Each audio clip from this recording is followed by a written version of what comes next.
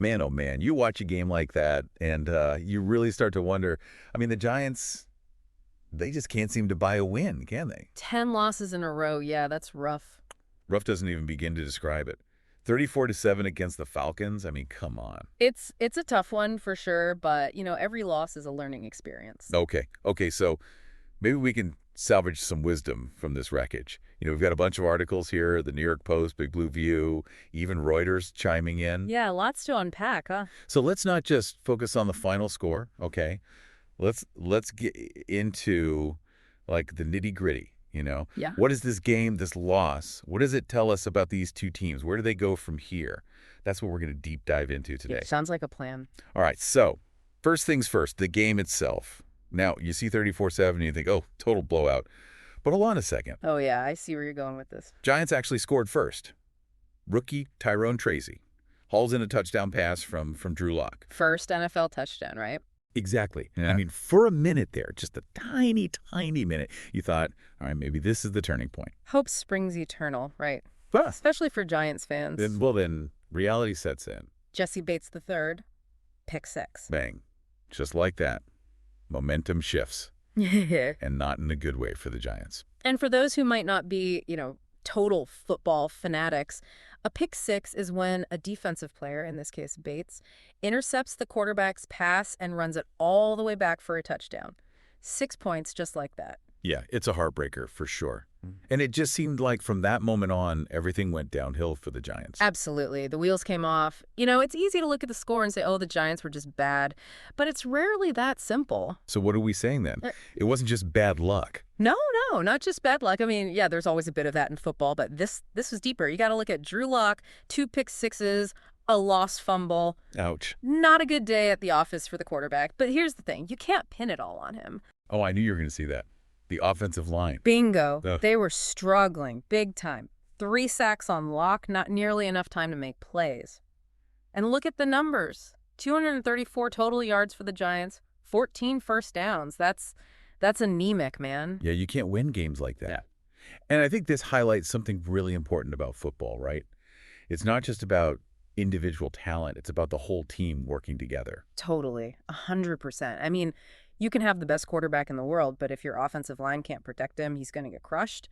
And on the flip side, if you've got a weak defense, it puts even more pressure on the offense to score points. It's a delicate balance. Exactly. And then you throw in the penalties, those little mistakes that could really kill a drive.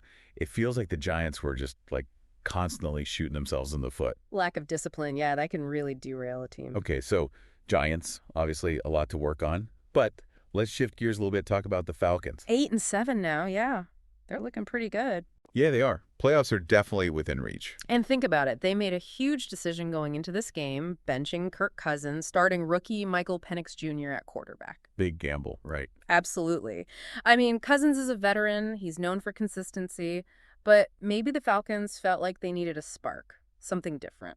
So how'd Penix Jr. do? Not bad for a first start, 18 completions on 27 attempts, 202 yards passing. Did throw a pick, though. Good thing it wasn't another pick 6. Right. But seriously, you got to think benching Cousins, starting the rookie, that signals something about the Falcons' mindset. They're not just playing out the string, they're going for it. Yeah, I like that. Bold moves. Now, can we talk about Bijan Robinson for a second? The guy was a monster on the field. 94 rushing yards, 2 touchdowns. He's a beast. It's a reminder that you can have all the fancy passing plays in the world, but you still got to be able to run the ball effectively. It's the foundation of a good offense. Sets the tone, controls the clock. So, Falcons, playoffs in sight, rookie quarterback making waves, and a running back who can just bulldoze through defenders. What's not to like?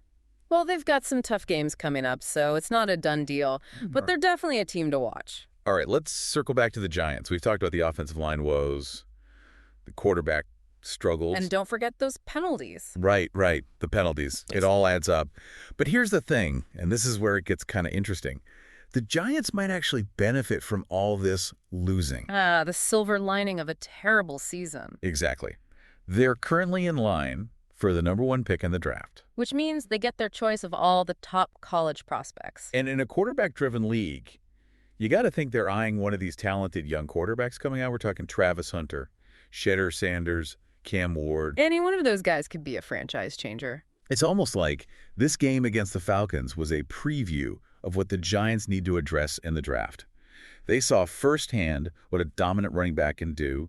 They saw the potential of a rookie quarterback. And they saw the consequences of a weak offensive line. 2 games left for the Giants against the Colts and the Eagles. And they haven't won a single game at home this season. Can you imagine that?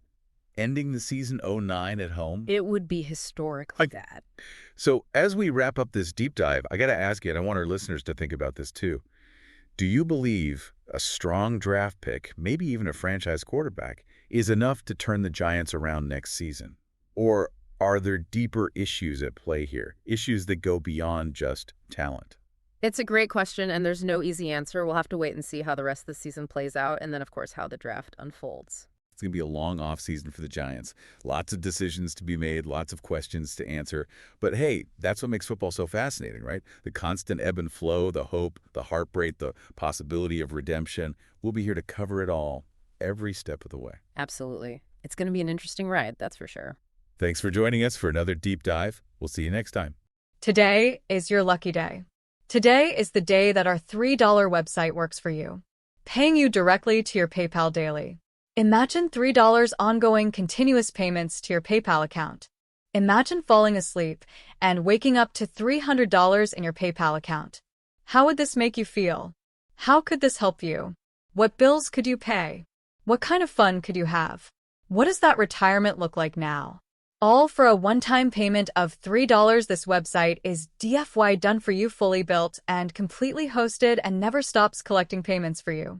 You have spent $3 on coffee on a regular, but that coffee won't help you create multiple streams of income. Click the link below.